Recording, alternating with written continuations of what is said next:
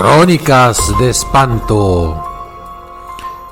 Una vez más, no traemos leyendas, pero información que va a ser de sumo interés para todos ustedes, amantes del misterio, de lo inexplicable, de todas aquellas cosas que rondan en nuestra cultura, en nuestra ciudad, cerca de nuestra casa. Y en este especial, en la entrega de marzo, seguimos hablando de la brujería, como ha ocurrido en los 2 primeros meses.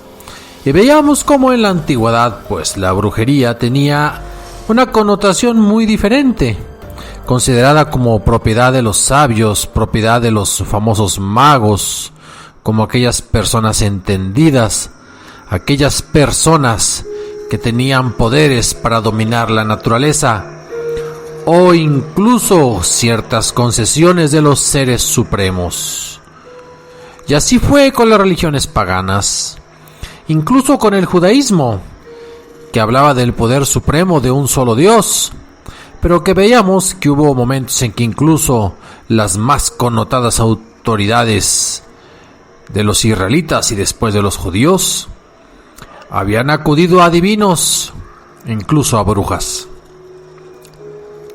Cuando llega la doctrina del cristianismo, cuando se concede el poder absoluto a ese solo Dios, quien es el único que puede obrar milagros en la naturaleza, estas personas, como las mujeres, las pitonisas de Delfos, los magos, persas y demás personajes, van a ser puestos en entredicho. Y entonces la brujería adquiere la connotación que para muchos de nosotros es la actual. El conjunto de creencias, estudios prácticos de poderes sobrenaturales y actividades que realizan ciertas personas llamadas brujas. Están en muchas culturas y veremos en otras entregas cómo incluso en las culturas prehispánicas la connotación era muy diferente. Cuando la preponderancia de la cultura medieval de los pueblos de Occidente se basa en la religión cristiana, las brujerías existían como existieron antes. Pero ahora existen ciertos prejuicios o presupuestos en los que se creía que no solo las brujas, sino el diablo, el demonio, los súcubos, eran reales y tenían poderes sobre el mundo. No todo poder viene de Dios, también viene del diablo, ese personaje que nos acosa. Y curiosamente, hablaremos casi siempre de brujas y muy raras las ocasiones en que se habla de brujos, cosa que no era extraña en la antigüedad. Esa cultura un tanto machista impregnará toda la cacería de brujas que constituirá la Edad Media. Muchas mujeres fueron acusadas de curar, producir y traspasar enfermedades, de provocar grandes lluvias, dañando cultivos y cosechas por completo, o incluso causar la sequía, volver estériles a las mujeres y a los animales, despertar el amor por medio de pociones, destruirlo a través de hechizos, causar la muerte con tan solo una mirada. Nada más terrible y atemorizante. Empieza a conocerse, producto de lo que ocurría en el País Vasco, los famosos aquelarres, que eran reuniones de 12 miembros, al igual que los 12 apóstoles. Todas mujeres, pero había un líder masculino considerado el enviado del demonio. El aquelarre de Goya es uno de los más famosos, donde está un macho cabrío vestido de negro, con el pelo negro como ustedes quieran verlo, con los cuernos ensortijados por completo, las mujeres en cantidad de 12 rodeándolo, teniendo niños muertos, pequeños, inocentes, a punto de la entrega. Ya veremos el tema de los aquelarres. Ahorita hablemos de la cuestión de la brujería. La brujería de la Edad Media se considera como arrebatarle el poder que solo Dios podría conceder, y que su mayor enemigo, el diablo, es el que está traficando. Y entonces las mujeres, las conocidas como brujas, tenían características principales como las que voy a mencionar. ¿Acaso no han tenido siempre la imagen de una mujer volando en una escoba? O la bruja con su sombrero picudo, su falda larga de color oscuro, negro, volando sobre algún animal, o incluso ungüentos que fabricaban que provocaban la muerte, la vida, el enamoramiento. Se dice que las brujas solían llegar volando a sus famosos aquelarres, y que el medio más frecuente, tal y como nos ha llegado a nosotros, era la escoba. ¿Por qué una escoba? Bueno, habrá ciertas interpretaciones. Yo les diría que la que más acuden los hombres que acusaban a las mujeres es que era el símbolo fálico relacionado con la supuesta promiscuidad de las brujas o su compromiso con el diablo, o que la escoba era el lugar donde se podían almacenar los ungüentos en la parte inferior. Hay quien afirma en numerosas declaraciones que están escritas en los libros antiguos que esos vuelos eran físicos, pero también dicen que eran visiones producidas con drogas como la beladona y el beleño. El Sabbat era también sinónimo de esas reuniones diabólicas, brujeriles. Todo aquel que fuera acusado de brujería estaba relacionado con haber pactado con el diablo. Y en esas reuniones, en los sabbats, el diablo se encargaba de señalar a la bruja, la que quería, la cual se comprometía a renunciar a la fe cristiana, a adorar al demonio, y a cambio de ello tendría poderes sobrenaturales que le ayudarían para controlar la naturaleza y a las personas. En la cultura del norte de Europa, el animal favorito para que una bruja se disfrazara o se transformara era el gato negro. Y en el caso de las culturas sudamericanas que se cristianizaron, eran las aves, como los cuervos. La magia blanca prácticamente desaparece, la magia negra permanece y se hace a través de hechizos. Todos los fines eran maléficos. Un amor que realmente no era merecido y por lo tanto no correspondido de antemano. Un mal de ojo para señalar a aquella persona que sufriría graves enfermedades o la muerte posteriormente. Lluvias torrenciales, epidemias, la peste, la plaga, la muerte de los primogénitos. Todo eso que provocaba que los grupos humanos se enardecieran y que luego fueran juntos a pedir que ardieran en la hoguera las brujas culpables de tantos males que acosaban a esa bola de ignorantes. La caza de brujas fue algo muy frecuente, sobre todo en las etapas finales de la Edad Media, en los siglos posteriores a la fundación de la Inquisición, pero también en la época de la Reforma Protestante hubo sacrificios enormes de supuestas brujas en Escocia, en Inglaterra, incluso en Estados Unidos, como el sonado caso de Salem. Fueron tantos los afectados a medida que pasaba el tiempo y se dispersaron esas ideas, que sobre todo en aquellos pequeños pueblos donde no existía ningún tipo de autoridad, ni religiosa, ni científica, ni legal, los mismos habitantes se encargaban de matar a aquellos que sospechaban cometían algún tipo de sacrilegio o eran brujos. O en caso de delitos menores, de acusaciones pequeñas, le imponían el pago de una indemnización. A veces pedían la indemnización y luego las mataban. Aunque existían leyes que prohibían que las personas mataran a otras por ser sospechosas, pues ante el poder de la mayoría de los pueblos enojados no se podía nada. Ciertos estudios hablan de que a lo largo de la Edad Media hubo más de 100.000 brujas condenadas y cerca de 50.000 ejecutadas. ¿Podremos fiarnos de estos datos? No lo sé, pero avancemos en el tema. ¿Cuándo fue la transformación de la Iglesia Católica y de los cristianos en el caso del mundo occidental para considerar a las brujas como los principales enemigos de la fe cristiana y de las buenas costumbres? La Inquisición ciertamente tiene una leyenda negra. Se le acusan más muertos de los que en realidad se cometieron. Incluso en los cerca de 2 siglos y medio que la Inquisición estuvo vigente en México, los ejecutados no llegan ni siquiera a más de 150. Claro, porque los indígenas no podían ser juzgados por la Inquisición. Los consideraban algo así como menores de edad en el campo mental, y la mayoría de las acusaciones inquisitoriales eran para criollos, para judíos conversos y cuestiones así. También para algunas brujas.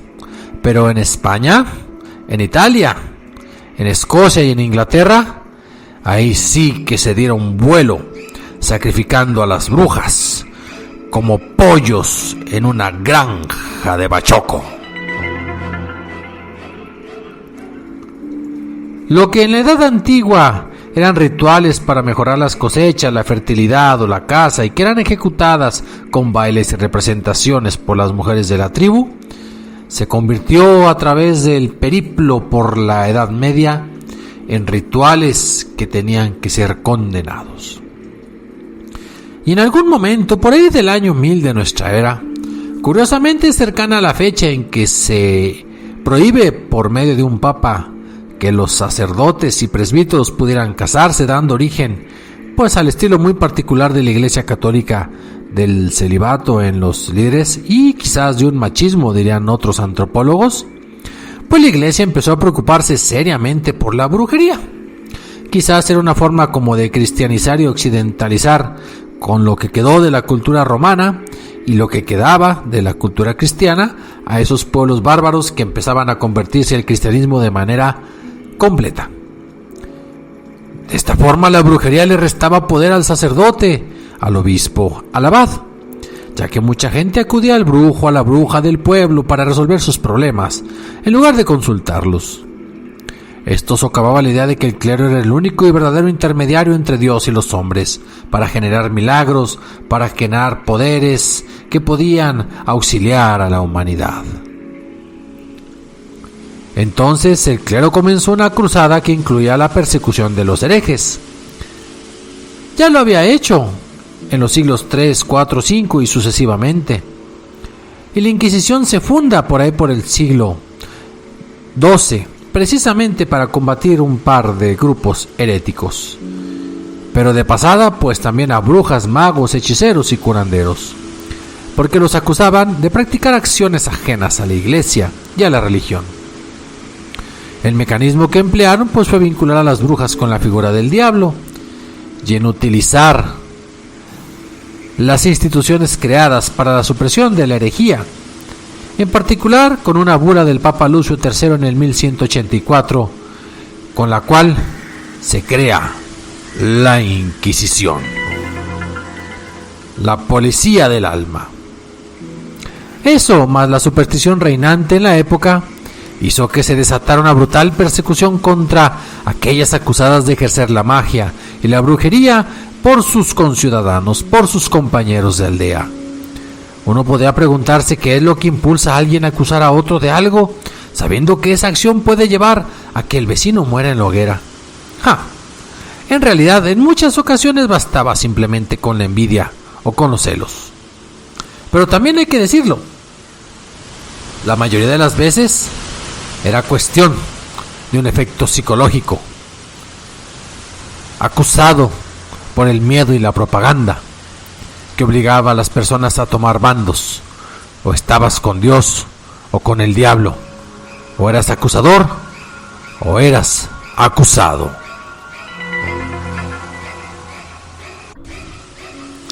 ¿Y qué pasaba mientras tanto en Europa del Norte?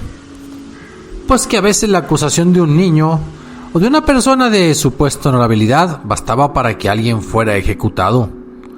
Por ejemplo, en Alemania como país, el que consideramos ahora, se quemaron más de 70,000 mujeres en un solo pueblito en Escocia, Prestonpans, hubo 3.500 ejecuciones. Uno de los tipos de brujería más populares era la magia de la imagen. ¿En qué consistía esa magia? En lograr la posesión diabólica, el mal de ojo, conjuros, encantamientos y hechizos, amuletos.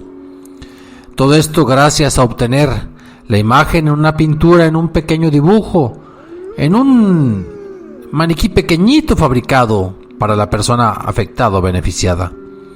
Y la capacidad de la bruja para sugestionar al sujeto o sugestionar a terceros. Entonces creyera que presentara los síntomas a esa persona debido a tal posesión y esas manifestaciones que ahorita diríamos eran problemas psicológicos, hacían que vomitara, que hablara con una voz grave, que se retorciera de forma extraña, que blasfemara, lo conocido como ataques de posesión, y que curiosamente, así se redacta, no significa que hubiera sido lo común, se daba en niñas y vírgenes, monjas y adolescentes. Pero para eso estaba el exorcista, algún integrante del clero que arreglaba este estado, siempre apelando a la sugestión, aunque la medicina ha demostrado la semejanza de esos síntomas con los de ataques de histeria, pánico, epilepsia, incluso neurosis o psicosis. Pero un ataque de esos en la antigüedad podía terminar con alguien torturado y quemado vivo. Esas acusaciones de las cuales hacemos mención eran de lo más variadas y caprichosas. Extrañamente, una histeria masiva provocada por la Inquisición, incluso por esa policía del alma, generalmente hacía que aparecieran testigos, reforzando los cargos presentados. Se quemaron mujeres acusadas de provocar la lluvia, de originar tempestades, de transformarse en animales, básicamente en lobos, de hacer naufragar barcos, quién sabe cómo, pero lo hacían. Fíjense, un caso sumamente extraño. La corte de varones de Preston Ranch y Dolphinstown fueron halladas un grupo de mujeres culpables de evidencia espectral. ¿Cómo es eso? Pues simplemente los testigos declaraban que sentían la presencia de espíritus malignos o que escuchaban voces de espíritus cuando esas mujeres acusadas se acercaban, aunque fueran solo de paso. Tal evidencia es imposible ni de probar ni de desmentir, porque la acusada, por las leyes de los tribunales antibrujas o incluso de la Inquisición, no podían defenderse en tiempo real. De hecho, se instruía a los actuantes para que interpretaran cualquier declaración de las acusadas como intentos demoníacos.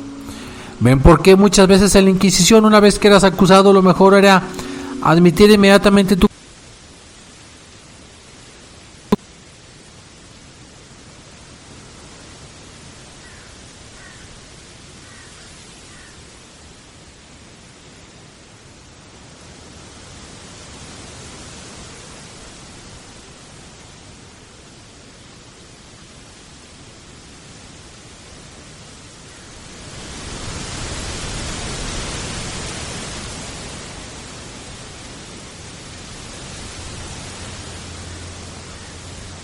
Incluso cuando llegó la Reforma Protestante y esas guerras religiosas, no se aminoró con la libre interpretación de la Biblia las ejecuciones de las brujas. Entre los migrantes norteamericanos abundaron en los cuáqueros y en otras religiones las acusaciones de brujería. En México también la mezcla de los ritos prehispánicos con el sincretismo también originó a esas acusaciones, con la diferencia de que a los indígenas no se les podía acusar ni juzgar por la Inquisición y se recurrían a otros métodos. Afortunadamente, por ahí del año 1700, las acusaciones de brujería y el fenómeno como tal comenzó a declinar. El número de ejecuciones descendió, incluso para el siglo XIX la Inquisición desaparece en la mayoría de los países de Occidente y de habla católica. En Escocia, por ejemplo, la última ejecución de brujería fue realizada en 1727. Y las acusaciones en tal sentido fueron declaradas ilegales por una ley del año 1735. Y sobreviven las brujas, con otras ideas en el imaginario colectivo, como aquí en San Francisco del Rincón, como en otros lugares, en Catemaco, pero ya tenemos otro tipo de brujería. Hay historias que nos rodean. Incluso se comenta que aquí, cercano a mi querido León, en Guanajuato, en el Cerro de la Cueva, por ahí por la Bufa, un día antes de la famosa fiesta de San Ignacio, se celebra el mentado aquelarre de las brujas guanajuatenses. Y no es en un antro, no es en el cementerio, es rumbo al cerro y a la cueva.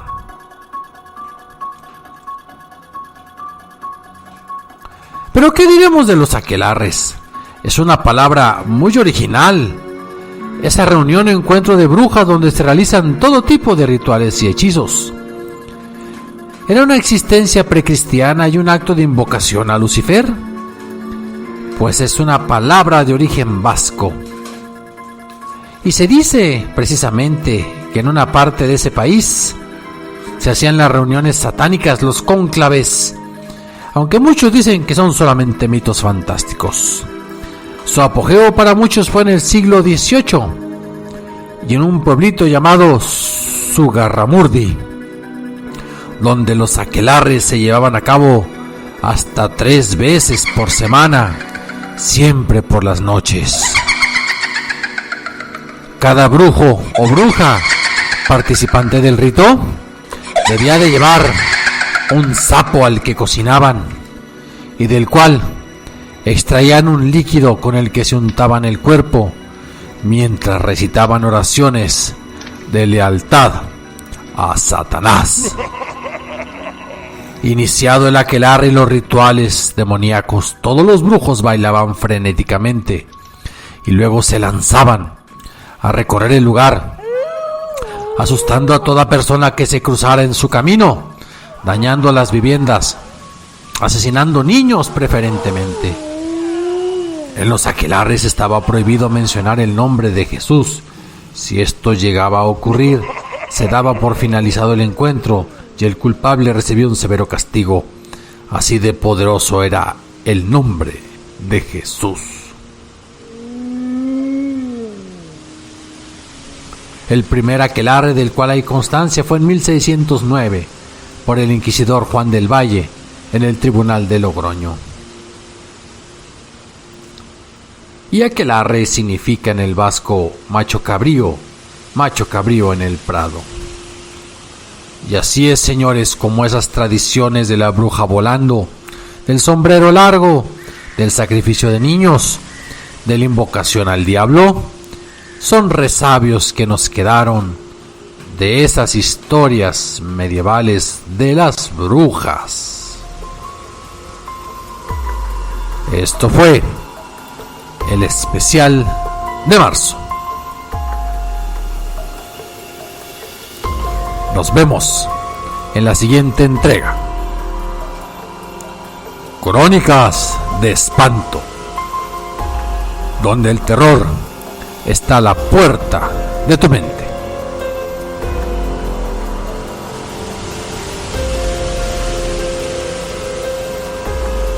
Créditos al portal Cultura Colectiva, a la página de Excelsior, a la Universidad Autónoma de Barcelona y al portal web de 10.